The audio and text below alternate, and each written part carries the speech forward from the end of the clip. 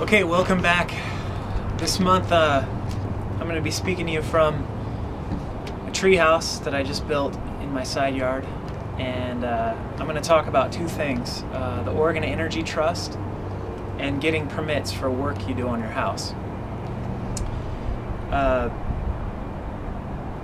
The Oregon Energy Trust is energytrust.org, and last year I had them come out to my house and they'll do a free 1-hour review, they call it, of their house, of your house. And they crawled underneath the house, they went up in the attic, they looked at the lights and fixtures, and just did a general review.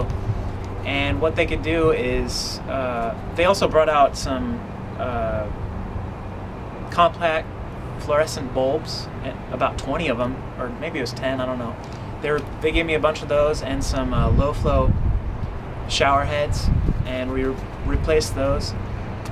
And then they gave me a list of things that I could do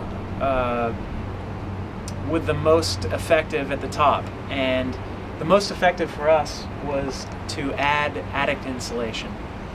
And we ended up shopping around, found a contractor that would blow in insulation in our attic.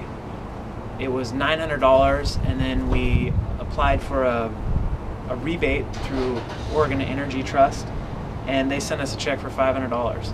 And it was a no-brainer because we had a heating bill that was almost $400 one month, and it dropped by $200 the next month.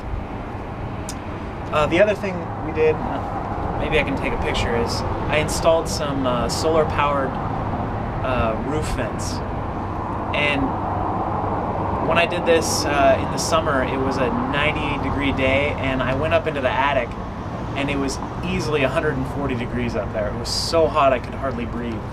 And when I installed the solar-powered vents, our house temperature dropped about 10 degrees.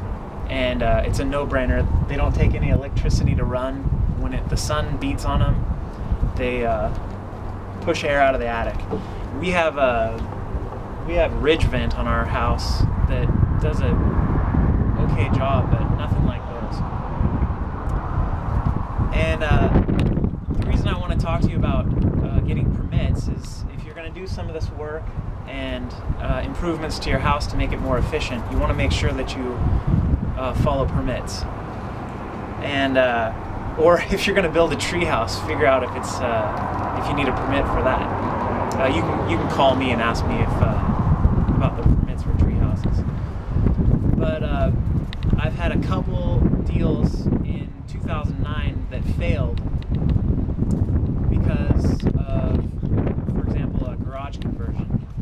If you convert your garage into a room or living space, it's something that an underwriter can see on the appraisal pretty easily. You know, moving a wall or something might not be as obvious as a garage conversion. And if you do it without permits, then the house is not to code, and a lot of banks won't lend. So it's important, if you're going to sell your house, if anybody buying it needs to get a loan, they might need to get that permitted. And if it was done 20 years ago without permits, then the code is different, and you have to rip down the sheetrock and redo the wiring and get it inspected. And it's could be a deal killer. So I recently built a fence, and I did some improvements, energy efficiency improvements to the house, and building the tree house. I had to do a little research and figure out what's legal. But I hope that helps you out. It's energytrust.org is the Oregon Energy Trust, and the 1-hour review, it's called, is free, and I would highly recommend it to help you out. Thanks a lot, and I'll see you next month.